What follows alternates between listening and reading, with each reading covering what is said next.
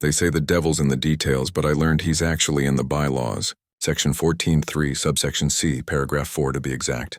That's where Margaret Whitmore buried the clause that would cost us everything. It started with a letter.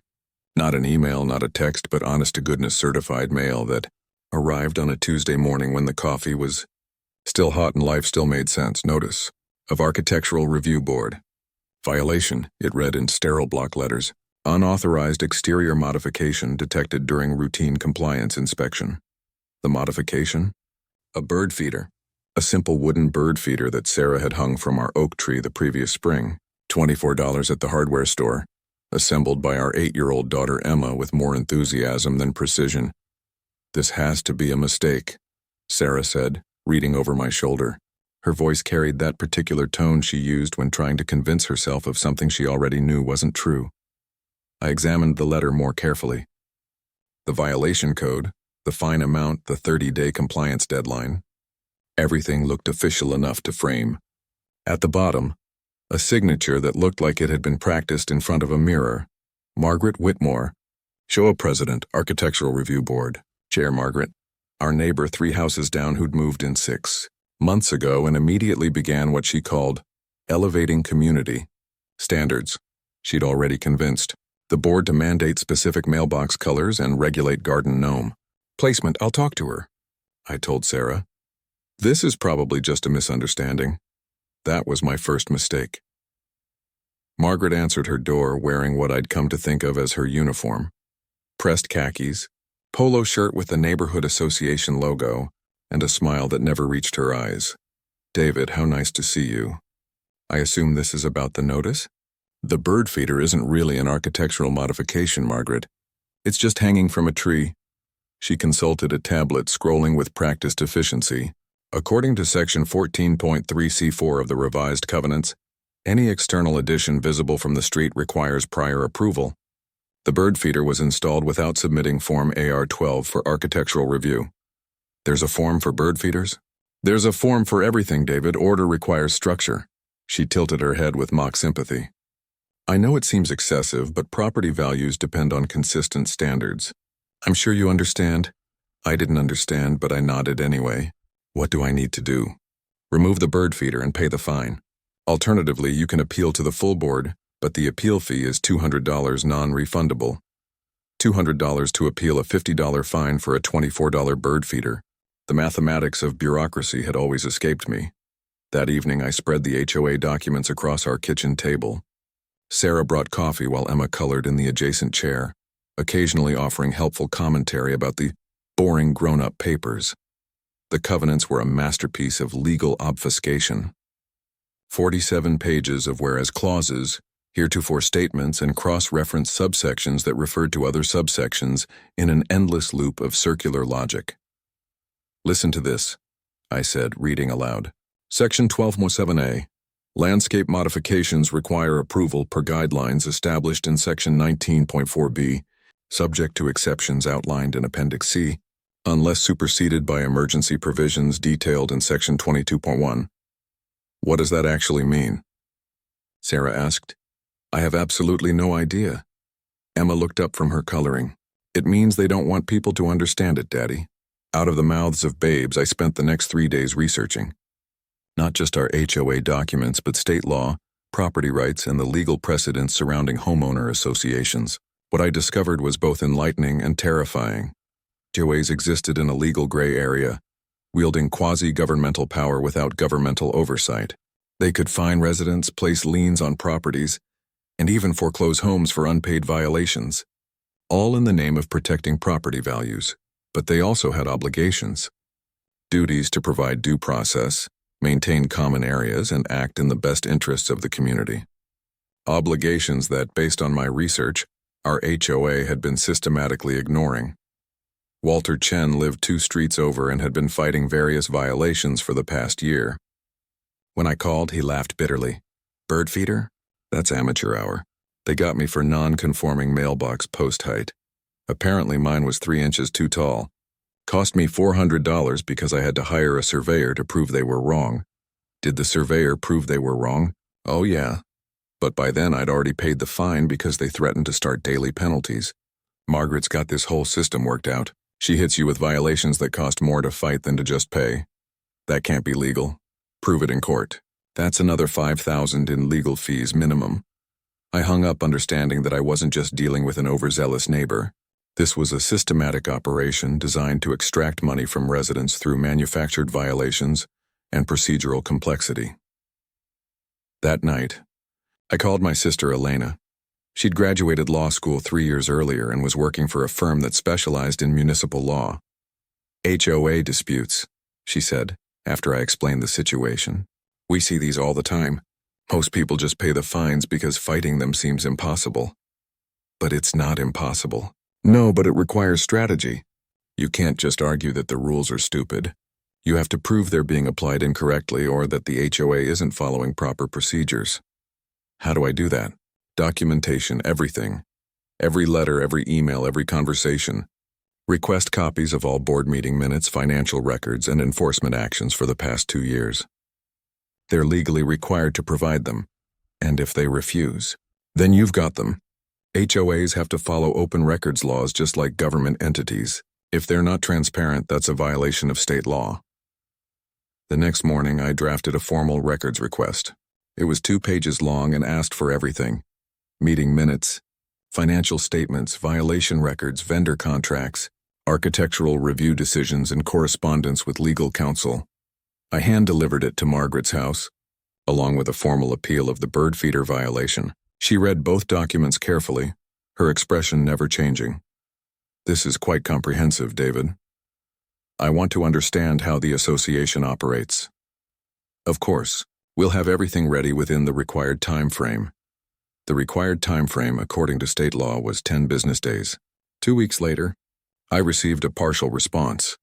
3 pages of meeting minutes from the past 6 months, heavily redacted, with a note explaining that other records were under legal review and would be provided pending council approval. That was Margaret's second mistake. Her first had been targeting my bird feeder. Her second was thinking I'd give up. I called Elena again. They're stonewalling. Good. That gives us leverage. File a complaint with the state attorney general's office. There's a special division that handles HOA disputes. The complaint form was surprisingly simple. I documented the original violation, the unreasonable fine structure, the lack of due process, and the refusal to provide public records. Within a week, I received a case number and a letter explaining that the state would investigate. Meanwhile, I started talking to other neighbors. Not confrontationally, just casual conversations about their experiences with the association. The stories were remarkably consistent. James Rodriguez had been fined for parking his work truck in his own driveway. Linda Patterson faced daily penalties because her fence was the wrong shade of white. Mike and Susan Torres were threatened with foreclosure over a disputed tree removal fee. Everyone had similar experiences: surprise violations, excessive fines, complex appeal processes, and a board that seemed more interested in punishment than problem-solving. I also discovered something interesting about Margaret Whitmore. Before moving to our neighborhood, she'd served on 2 other HOA boards. Both communities had experienced significant legal problems during her tenure, including class action lawsuits and state investigations. She wasn't just an overzealous neighbor. She was a professional. The state investigation moved slowly, but I continued building my case. I documented every interaction, researched every law, and collected evidence of systemic misconduct. 6 weeks after my initial records request, I received a call from the Attorney General's office. Mr. Martinez, we've completed our preliminary review of your complaint. We'd like to schedule an interview to discuss your findings. The investigator, Patricia Wong, met me at a coffee shop downtown. She was younger than I'd expected, with the intense focus of someone who genuinely cared about her work. We've been monitoring this HOA for several months, she explained. Your complaint was the final piece we needed to move forward with formal action. What kind of action? Cease and desist orders, financial penalties, and potentially criminal referrals if we find evidence of fraud or embezzlement. She showed me a thick file containing similar complaints from other communities where Margaret had served on HOA boards. The pattern was always the same: excessive fines, procedural violations, and systematic targeting of residents who couldn't afford to fight back. She's essentially running a protection racket, Patricia explained. Pay the fines or face escalating penalties. Most people choose to pay. What happens now? We're issuing a formal investigation notice. The HOA will be required to provide all records, suspend current enforcement actions, and submit to financial auditing. If they refuse to cooperate, we can seek court orders. 2 days later, Margaret called me directly. Her voice was tight with controlled anger. David, I think there's been a misunderstanding about the bird feeder situation. Oh? The board has decided to waive the fine and approve the feeder retroactively. We want to maintain good neighbor relations. That's generous of you. We also think it might be beneficial to have some fresh perspectives on the board. Would you be interested in running for a position in the next election? I almost laughed. She was trying to co-opt me. Bring me inside the system where I could be controlled or corrupted. I appreciate the offer, Margaret, but I think I can be more effective as an advocate for transparency and accountability. The conversation ended abruptly. Over the next month, the state investigation uncovered what we'd all suspected. The HOA had been systematically overcharging residents, misappropriating funds, and violating due process requirements. Margaret had been using her position to generate revenue through manufactured violations and excessive penalties. The financial audit revealed particularly damaging evidence.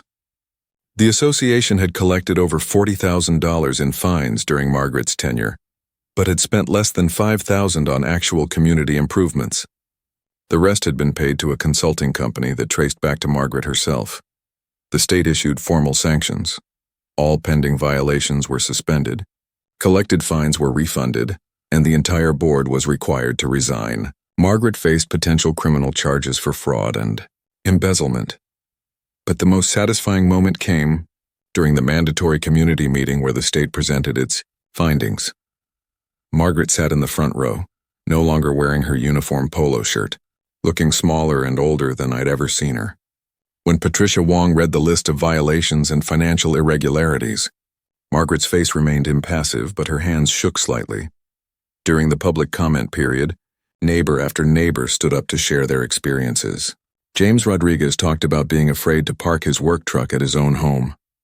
Linda Patterson described the stress of facing daily fines. The Torres family explained how they'd almost lost their house over a disputed fee. When my turn came, I kept it simple. I hung a bird feeder in my yard because my daughter wanted to watch the birds. That $24 bird feeder turned into a community-wide investigation that uncovered systematic fraud and abuse. Sometimes the smallest injustice reveals the largest problems. The room was quiet when I sat down. The election for new board members was held 6 weeks later. I didn't run, despite encouragement from several neighbors. Instead, I helped organize a slate of candidates committed to transparency and reasonable governance. They won overwhelmingly. Margaret moved away 3 months later. She sold her house quickly, well below market value, and left no forwarding address. The new board immediately revised the covenants, eliminating the most egregious provisions and establishing clear appeal procedures. The bird feeder still hangs from our oak tree. Emma, now 9, has become quite the amateur ornithologist. She can identify 12 different species and keeps detailed notes about their feeding patterns. Sarah often jokes that Margaret Whitmore accidentally gave us the best education we ever received about civic engagement and community organizing. She's probably right. But I learned something more fundamental, that ordinary people have extraordinary power when they're willing to stand up for what's right. Not through violence or confrontation, but through careful preparation, systematic documentation, and the patient work of building coalitions. The legal system isn't perfect, but it works when citizens use it properly. It just requires understanding that justice isn't about winning arguments or intimidating opponents. It's about building cases that are so thoroughly documented and legally sound that the truth becomes undeniable. Walter Chen called me last month. He's considering running for city council on a platform of HOA reform and municipal transparency. He asked if I'd help with his campaign. I said yes, of course. Because the thing about bullies is that they count on people being too scared, too tired, or too overwhelmed to fight back. They depend on complexity and confusion to hide their misconduct. But when someone takes the time to understand the system, document the problems, and build a proper case, the bullies usually fold pretty quickly. They're not nearly as powerful as they pretend to be. The bird feeder cost $24. The investigation cost Margaret Whitmore her reputation, her position, and potentially her freedom. The community got justice, transparency, and better governance. Not bad for a day's work. Emma still asks me sometimes why the mean lady tried to take away her bird feeder. I tell her that some people think rules are more important than people, but that's wrong. Rules should serve people, not the other way around. She nods seriously, then goes back to watching her birds. The chickadees are her favorites. They're small, but they're brave, and they never back down from larger birds at the feeder. I think Emma understands more than she lets on. 6 months after Margaret's departure, I received a call that would test everything I'd learned about fighting institutional corruption through proper channels. Mr. Martinez, this is Rebecca Chen, Walter's daughter. I'm calling about Sunrise Manor. Sunrise Manor was the assisted living facility where my father had moved after his stroke 2 years earlier. Rebecca worked there as a social worker, and her tone carried the weight of someone about to deliver bad news. What's happening at Sunrise Manor? There's been a change in management. The new company is implementing what they call efficiency protocols. Residents are being charged for services that used to be included, and the quality of care is declining rapidly. I felt that familiar tightness in my chest, the same sensation I'd experienced when reading Margaret's first violation notice. What kind of services? Everything. Physical therapy sessions, medication management, even basic hygiene assistance. They're billing families for individual 15-minute increments. Some residents are receiving bills for over $3,000 in additional monthly charges. My father's fixed income barely covered his current expenses. An additional $3,000 per month would be financially devastating. Is this legal? That's what we're trying to figure out. The contracts are complex and most families feel trapped. Where else can they move their loved ones on short notice? I knew that feeling. The same helplessness that comes from facing an opponent who holds all the cards and controls the game. Rebecca, I need you to document everything. Patient complaints, billing discrepancies, staffing changes, quality of care issues. Can you do that safely? I've already started, but I'm just one person, and they're watching the staff closely. We need help. That evening, I called Elena. She'd recently joined a firm specializing in elder law and healthcare advocacy. Assisted living facilities, she said after I explained the situation. These cases are becoming more common. Private equity firms are buying facilities and maximizing profits through aggressive billing practices. What are the residents' rights? More extensive than most people realize. Assisted living facilities are regulated by state health departments, and they have to follow strict guidelines about billing transparency, care standards, and resident rights. How do we challenge them? Same way you challenge the HOA: documentation, records requests, and building a coalition of affected families. But these cases are more complex because they involve vulnerable populations and healthcare regulations. I spent the weekend researching assisted living regulations, consumer protection laws, and healthcare billing practices. The legal framework was more complex than HOA governance, but the fundamental principles were similar. Institutions have obligations to the people they serve, and those obligations are enforceable through legal action.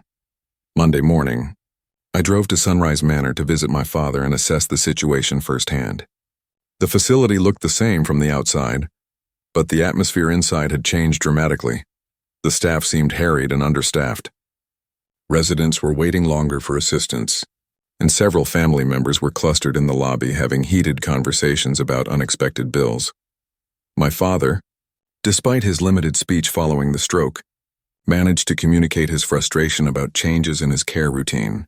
His physical therapy sessions had been reduced, his medication schedule altered, and he was being charged separately for services that had previously been included in his monthly fee.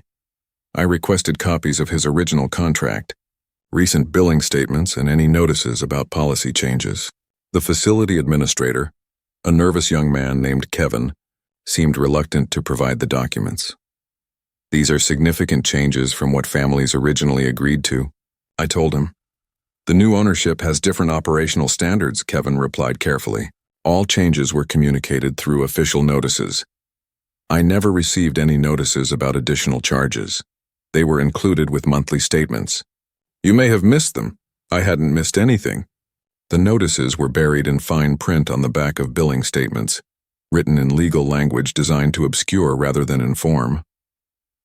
That afternoon, I organized a meeting of affected families in the facility's community room. 12 families attended, representing residents who had lived at Sunrise Manor for an average of 18 months. The stories were heartbreakingly consistent. Elderly residents were being charged separately for basic care services, medication management fees had tripled, and the quality of care had declined as staffing levels were reduced. Margaret Chen, Walter's wife and a retired accountant, had been tracking the billing changes in meticulous detail. She'd discovered that the new management company was charging residents for services that state regulations required to be included in the base monthly fee. "They're double billing," she explained, spreading printouts across the table. "The state already pays them for these services through Medicaid reimbursements, but they're also charging families directly." "That can't be legal," said Robert Harrison, whose mother had lived at the facility for 3 years. "It's not," I said, "but we need to prove it systematically." Over the next 2 weeks, we built our case using the same methodical approach that had worked against the HOA. Families documented billing discrepancies, care quality issues, and policy changes.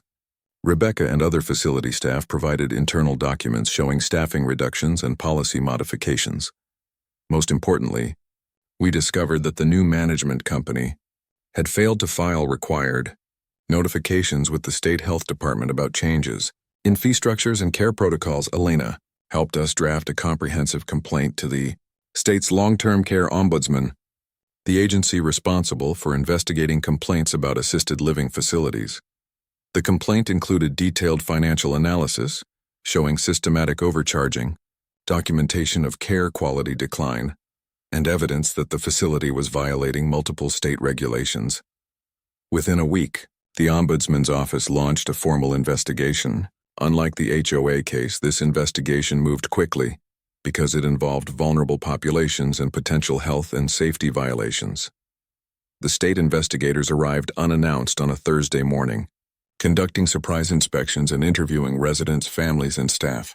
They discovered multiple violations: understaffing below state minimums, improper billing practices, and failure to provide required services. The facility received an immediate citation, requiring correction of all violations within 30 days. More importantly, the state ordered the facility to refund all improperly collected fees and return to the original fee structure. But the management company didn't give up easily. They hired expensive attorneys and challenged the state's findings, claiming that the additional charges were legitimate premium services that residents could choose to purchase or decline. This argument might have worked if we hadn't been so thorough in our documentation. Elena was able to show that many residents had been charged for premium services without being told they were optional, and that some charges were for basic care that state law required to be provided without additional cost. The legal battle continued for 3 months. The management company filed appeals, sought injunctions, and tried various procedural challenges to avoid complying with the state's orders. During this time, I learned something crucial about institutional accountability. Sustained pressure is more effective than dramatic confrontations. We maintained consistent communication with state regulators, provided regular updates on ongoing problems, and kept detailed records of the facility's compliance failures. We also organized the families into a formal advocacy group, meeting monthly to share information and coordinate our response to the facility's tactics. This collective approach prevented the management company from isolating individual families or pressuring them to drop their complaints. The breakthrough came when Rebecca discovered internal emails showing that the management company had deliberately implemented the overcharging scheme to maximize revenue during their first year of operation. The emails contained explicit discussions about exploiting families' reluctance to move their elderly relatives to different facilities. Elena filed these emails as evidence in our ongoing complaint, and the State Attorney General's office opened a separate investigation into potential consumer fraud.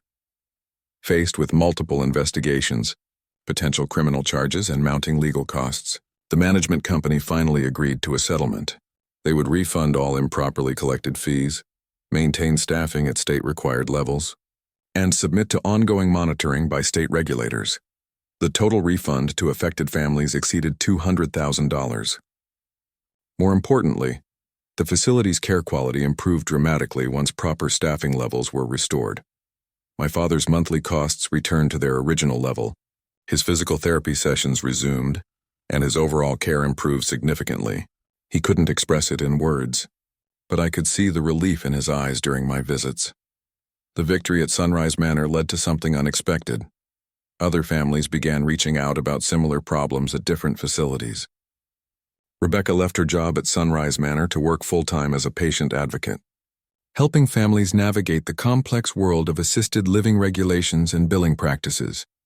Elena and I started volunteering with a statewide elder advocacy organization, providing legal support and research assistance for families facing similar challenges. We discovered that the problems at Sunrise Manor were part of a larger pattern of exploitation affecting assisted living facilities across the state. Over the next year, we helped investigate complaints at 6 different facilities, resulting in state sanctions, management changes, and hundreds of thousands of dollars in refunds to families. The work was demanding and often heartbreaking. Unlike HOA disputes, these cases involve people who were genuinely vulnerable and had limited options for protecting themselves. The stakes were higher, the opponents more sophisticated, and the potential consequences more severe. But the fundamental approach remained the same: careful documentation, thorough research, coalition building, and working within existing legal frameworks to hold institutions accountable. Emma, now 10, occasionally asked about my boring paperwork projects. I tried to explain that sometimes the most important work looks boring from the outside, but that protecting people who can't protect themselves is never really boring. She seemed to understand in her intuitive way.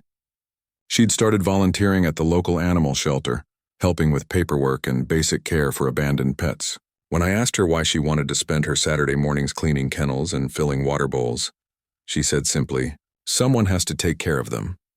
I realized she'd learned the most important lesson from our experiences with Margaret and Sunrise Manor, that ordinary people have a responsibility to stand up for those who can't stand up for themselves. The legal system provides tools for holding powerful institutions accountable, but those tools only work when people are willing to learn how to use them effectively. It's not glamorous work. It involves reading contracts, filing forms, attending meetings, and building coalitions one conversation at a time. It requires patience, persistence, and the ability to stay focused on long-term goals despite short-term setbacks. But it works. Margaret Whitmore discovered that her small-time fraud scheme couldn't survive systematic investigation. The management company at Sunrise Manor learned that exploiting vulnerable elderly residents leads to expensive legal consequences.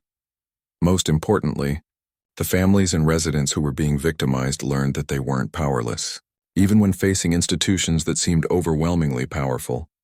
The bird feeder still hangs from our oak tree, and Emma still keeps detailed notes about the birds that visit. But now she also keeps track of the advocacy cases we're working on, asking regular questions about our progress and offering surprisingly insightful suggestions. Last month, she asked me what would happen if we hadn't fought back against Margaret Whitmore. Other people would have faced the same problems, I told her, and they might not have known how to fight back. So we're like the chickadees, she said. Small, but we don't back down, I smiled. Exactly like the chickadees.